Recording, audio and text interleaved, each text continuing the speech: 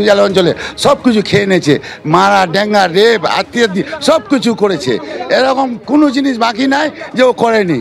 আমরা ও ধরা পড়েছে, এর জন্য আমরা কেস করতে এসেছি। এলাকার সমস্ত মানুষের মানে প্রত্যেকটি মানুষ করে মানে ক্যাপচার করে টাকা টাকা 1 লাখ 2 লাখ 5 লাখ জমি জবরদস্ত করে দখল করে নিয়েছে। এখন ওর কাছে অনেক টাকার মালিক। ওর ব্যাপারটা সিরিয়াস তদন্ত করে এলাকায় দেখুক, সমস্ত এলাকায় মানুষের কাছে যাক, সবার ক্ষোভটা প্রকাশ করুক, সবার কথা শুনুক, প্রশাসনের কাছে এটা আমার আস্থা। শুনে এদেরকে মানে কঠোর শাস্তির ব্যবস্থা করুক। আমাদের যে মেম্বার আছে বর্তমানে এত প্রচুর মানুষকে ঠকে খেয়েছে, কারো জমি কি করেছে, হ্যাঁ প্রায় কোটি কোটি টাকা সম্পত্তি করেছে সব মানুষের কাছ থেকে, কারো 1 লাখ 2 লাখ 5 লাখ এরকম করে। আমি ওর কাছ থেকে 3 লাখ টাকার মতো পাই।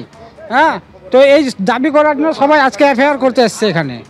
যদি কেউ আইন বিরুদ্ধ কোনো কাজ করে থাকে তবে নিশ্চিতভাবে তাকে আইনের সম্মুখীন হতে হবে। এবং পশ্চিমবঙ্গে সারা ভারতবর্ষের সব রাজ্যের থেকে ভালো আইনের ব্যবস্থা আছে।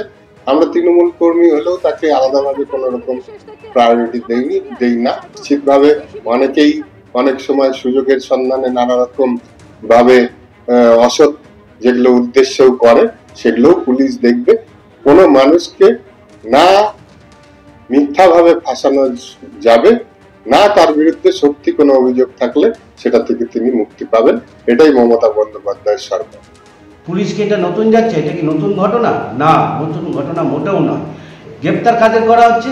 যারা বর্তমানে যারা শাসক আছে, শাসক দলেরই তারা যখন বিরোধিতা করছে শাসকের মধ্যে থেকে, তখন যাদের বখরা নিয়ে যাদের নিয়ে ক্যাচাল হচ্ছে তাদেরকে গ্রেপ্তার করে ঢোকানো হচ্ছে, ভয় দেখানো হচ্ছে। 2 দিন পরে দেখবেন পুলিশের সাথে এরা মামলা ঠিক করে নিয়ে এরা আবার ছাড়া পেয়ে যায়, এলাকাতে যায়, আবার সেমভাবে দাপাদাপি করবে। জমি দখল থেকে মহিলাদের ওপর নির্যাতনের অভিযোগ, সন্দেশখালী শেখ শাহজাহানের মতোই গ্রামবাসীদের ওপর অত্যাচারের অভিযোগ। চোপড়া বিধানসভার ইসলামপুরে সুজালি থেকে গ্রেফতার প্রাক্তন তৃণমূল কংগ্রেস নেতার ভাই। গ্রেফতার আব্দুল হকের ভাই মোহাম্মদ খালেদ। আর দিনের পর দিন গ্রামবাসীদের ওপর অত্যাচারের অভিযোগ। ইসলামপুর থানার রামগঞ্জ ফড়িতে অত্যাচারের অভিযোগ, বিক্ষোভ দেখান স্থানীয়রা এবং কাল রাতেই থানায় অভিযোগ দায়ের করেন গ্রামবাসীরা। ধৃত মোহাম্মদ খালেকে 10 দিনের পুলিশ হেফাজতে নির্দেশ। আব্দুল খালেক এবং তার ভাইয়ের ভয় মুখ খুলতে পারেননি, এমনই অভিযোগ জানাচ্ছেন গ্রামবাসীরা। জমি দখল থেকে মহিলাদের ওপর দীর্ঘদিন ধরে নির্যাতন করা হচ্ছে, এমনই অভিযোগ জানাচ্ছেন সেই গ্রামবাসীরা।